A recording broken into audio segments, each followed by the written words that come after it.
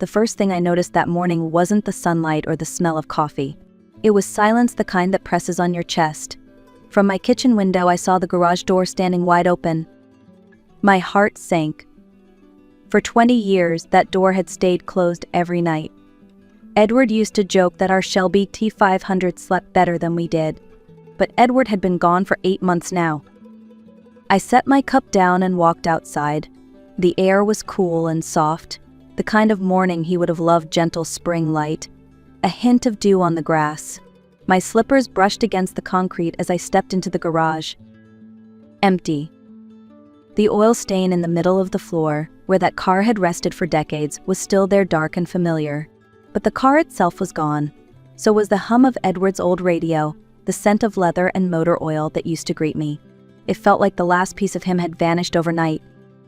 I was still standing there when a black SUV pulled into the driveway. My son Caleb stepped out, his wife, Tessa, close behind. Even from a distance, I could tell something was wrong, the way Caleb avoided my eyes. The way Tessa stood a little too tall, sunglasses hiding her expression. "Mom," he started, "I need to tell you something." "Where's the car, Caleb?" He hesitated, then looked at the ground. "I sold it." The words hit me like a cold slap. "You did what?" "I sold it yesterday. We needed the money. Tessa's trip to Paris, it's important for her work. I couldn't let her down." I stared at him, unable to speak. "That was your father's car. He spent half his life building it." Tessa finally stepped forward. "Edward's gone, Joanna. It's just a car."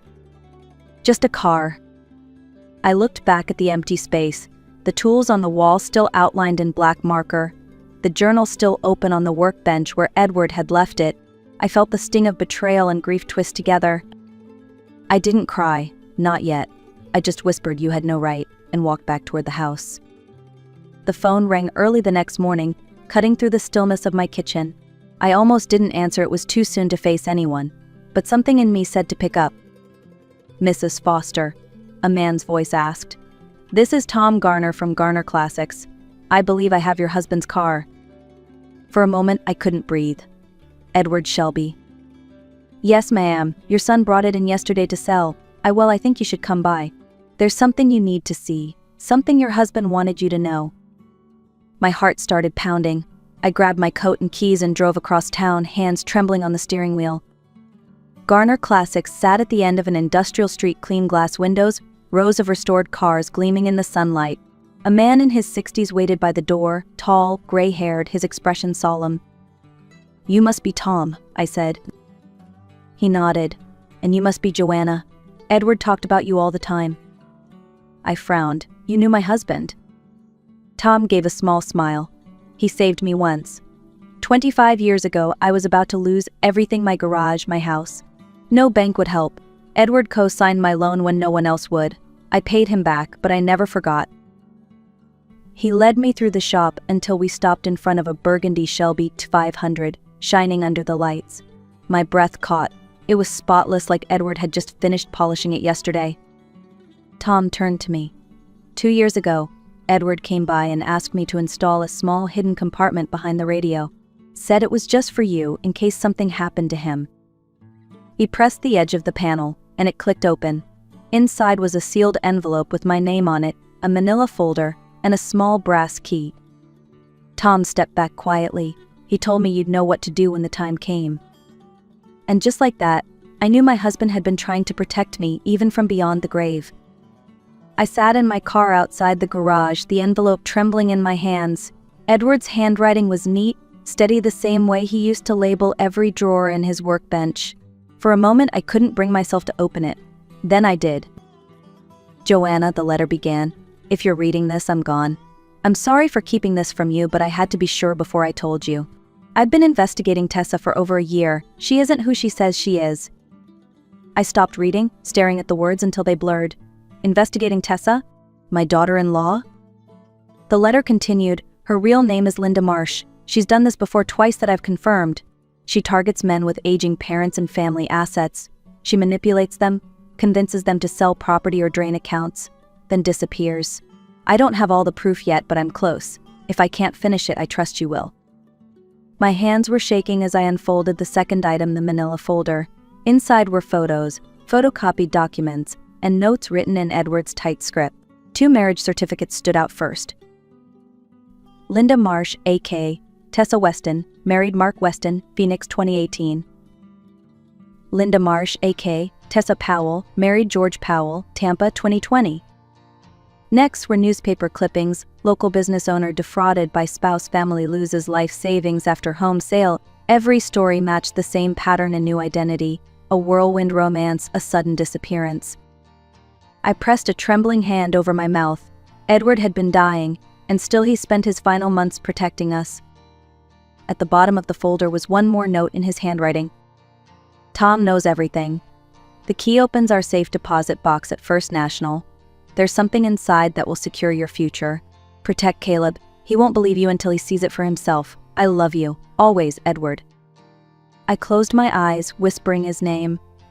For months I'd felt him gone from every corner of this house, but in that moment I could feel him again, as if he were sitting beside me, calm and steady as ever, reminding me to breathe, to think, to act. I wiped my tears and started the car. Edward had left me a path. Now it was up to me to follow it. The next morning, I brewed coffee but couldn't taste it. My mind kept circling the same thought: Edward had uncovered something terrible, and now it was my turn to finish what he started.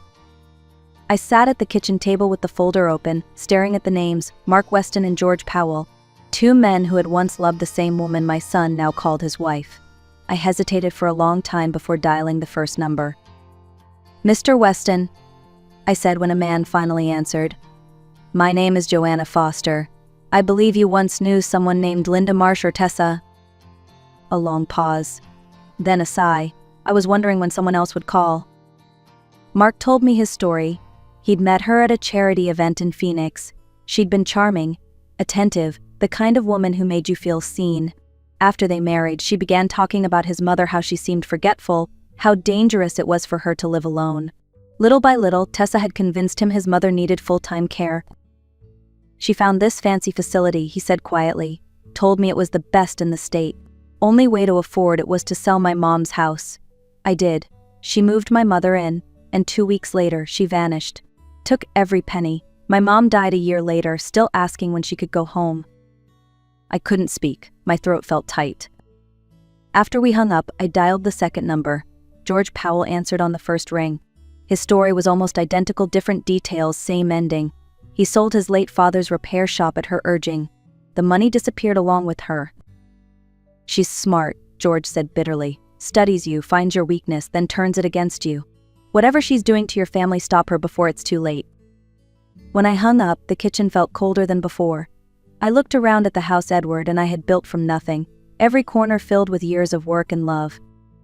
She'd done this before, and now she was coming for us. I reached for Edward's letter again, tracing the ink with my fingertip.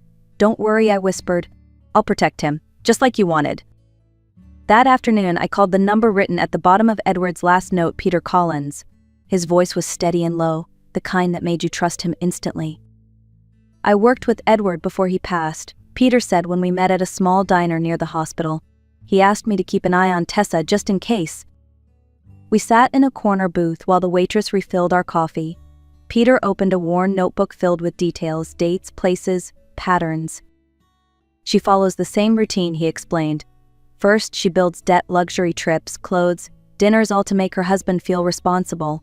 Then she plants small doubts about the parent, mentions forgetfulness, fatigue, confusion. Eventually, she convinces the son that selling the house or transferring assets is the best way to help. By the time they realize what happened, she's long gone." I felt a chill run through me. "And Caleb?" "She's setting the stage," Peter said. "The Paris trip is step 1. After that, she'll start talking about your health. Don't confront her yet. Let her believe you're unaware. We need proof." When I got home, I began a journal. I wrote down everything Tessa said, every visit, every glance that felt rehearsed. 2 weeks later, they came for dinner. I made roast chicken and mashed potatoes, Caleb's favorite. We sat together at the same table Edward had built. For the first half hour, the conversation was polite, almost warm. Then, casually, Tessa said, "Joanna, did you remember to turn the stove off earlier? I thought I smelled something burning." Her tone was light, but her eyes watched me carefully. "I turned it off," I replied evenly. "You must have imagined it." She smiled. Maybe. I just worry sometimes. Big house, one person, it can be a lot to manage. Caleb nodded without looking up. I forced a smile, but my hand tightened around my fork. When they left, I opened my notebook and wrote the date and time beside her comment. The performance had begun, and this time I would be the one taking notes. A week later, I decided it was time. The lies were growing thicker each day, like vines creeping through every corner of my home. If I waited longer, they'd strangle what little trust Caleb and I still had left. I called him one morning. "Caleb, can you come by after work? I found something your father left for you." He hesitated. "Tessa and I usually have dinner around 6. "This is important, son, please, just you." Silence. Then, a quiet sigh. "All right, I'll be there."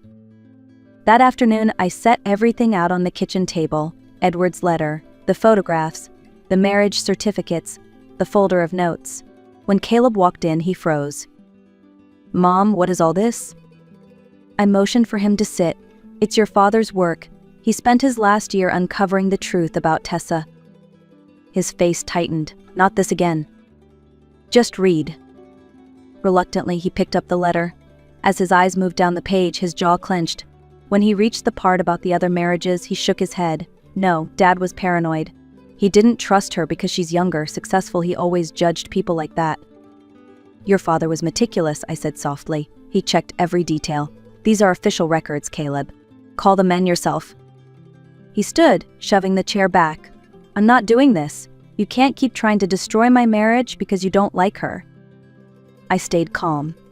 "This isn't about liking her. It's about protecting you." He turned toward the door. "You've lost it, Mom. You need help." The words stung, but I let him go. If Edward were here, he'd remind me that the truth always finds its own way through. Hours passed. The house felt too quiet. I sat in the dark, listening to the hum of the refrigerator and the ticking clock on the wall. Then, close to midnight, the phone rang. "Mom." Caleb's voice was broken. "I called them. Both of them." I closed my eyes. "And?" "It's true," he whispered. "Every word. She did it to them. Exactly like Dad said. I asked her about her past, about where she grew up. She changed her story 3 times. Then she screamed at me, packed a bag and left."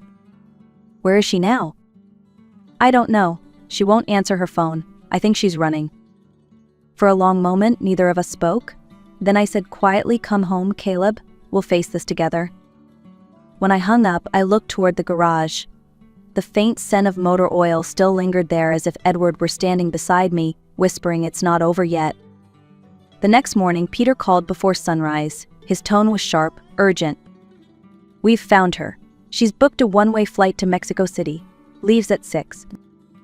I felt my pulse quicken. "Can we stop her?" "Yes, but we'll need Caleb's cooperation. The police can only act if he confirms the fraud." Within the hour, Caleb arrived, eyes red from a sleepless night. He looked 10 years older. "Tell me what I have to do." Peter explained everything as we sat around my kitchen table, the same place where the lies had started to unravel. "You'll give a statement about the credit cards, the forged accounts. Once that's done, the police will issue a warrant under her real name, Linda Marsh." Caleb nodded. "Let's finish this." We drove together to the airport. The early morning sky was still gray, and the city lights flickered like tired stars. Inside, the terminal buzzed with quiet energy, the clatter of luggage wheels, soft announcements over the speakers, the faint smell of coffee. Peter guided us to a spot near security, behind a column with a clear view of the line. 2 detectives in plain clothes stood ready on the other side. At 5:40, she appeared, Tessa, or Linda, wheeling 2 expensive suitcases, dressed in a cream coat and oversized sunglasses, calm, confident, the same poise she'd always used to disguise her deceit. Caleb stiffened beside me. His hands were trembling. "That's her." The detectives moved in. "Ma'am, we need to speak with you." She turned, and for 1 second her expression slipped a flash of panic, quickly masked by a smile. "Is there a problem, officers?" "We have a warrant for your arrest, Linda Marsh." She laughed, sharp and brittle. "You must be mistaken. My name is Tessa Foster." "Please step aside." Then she ran, dropped her suitcase, kicked off her heels, and bolted down the terminal. It was over in seconds. Security tackled her near the departure board as people gasped and pulled out their phones. The detectives opened her luggage. Inside, stacks of cash, a fake passport, and documents under multiple aliases. When she saw us, she went still. Her voice cracked with fury. You did this." Caleb didn't answer. He just looked at her, eyes hollow.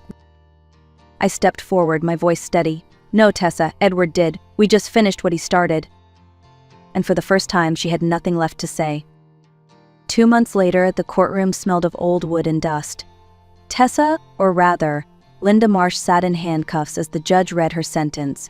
12 years in federal prison for fraud, identity theft, and financial deception. She didn't look at us once. When it was over, Caleb let out a slow, shaking breath, like he'd been holding it since the day she left.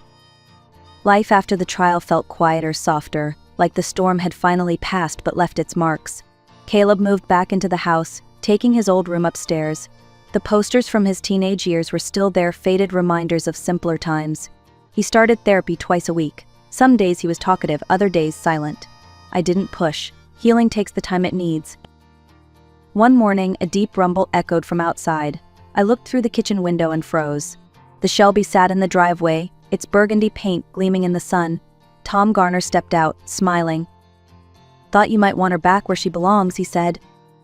Caleb came running down the stairs when he heard the sound. He stopped at the door, eyes wide. "Mom, is that?"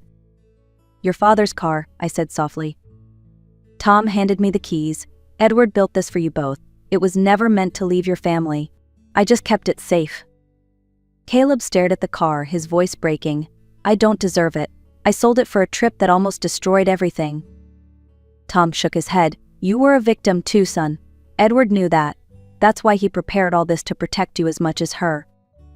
When Tom left, we stood together in the garage. The air smelled the same as it always had: motor oil, leather, faint traces of Edward's favorite soap. Caleb ran his hand along the hood, reverent. "Dad would have been proud of you," he said quietly. "Of us," I corrected. Later that week, we began restoring the car together. We followed Edward's old notes, page by page, checking the oil, polishing the chrome, replacing the worn leather trim. It wasn't about the car anymore. It was about connection, about carrying forward the love Edward had built into every bolt and screw. Every sound of the wrench, every hum of the engine, felt like Edward was still with us, steady, patient, proud. Spring melted quietly into summer, and life began to feel whole again. The Shelby gleamed in the garage, back in its rightful place. Some mornings, Caleb and I would sit there with coffee mugs in hand, not saying much, just listening to the soft tick of the cooling engine after a drive. For the first time in a long while, the house didn't feel haunted by loss. It felt protected, fulfilled, like Edward's promise still lived in the walls and the air around us. I often thought about everything we'd been through: the betrayal, the lies, the fear, and how easily love can blind us when we want to believe the best in someone. But I also thought about what Edward had done. The quiet planning, the foresight, the love so deep it prepared for a danger he might never see. One evening, I stood in the garage alone. The sunset spilled gold across the hood of the car. I placed my hand on the wheel, feeling the smooth curve beneath my palm. "You did it, Edward," I whispered. "You protected us." And somehow I could almost hear his voice in reply, calm, proud, certain. Love doesn't end when someone is gone. It keeps working quietly, finding its way back home. If this story touched your heart, I hope you'll share it. Tell me where you're watching from, and don't forget to like and subscribe. Because love, like healing, travels farther than we ever imagine, and sometimes it drives home in a Shelby that never stopped waiting.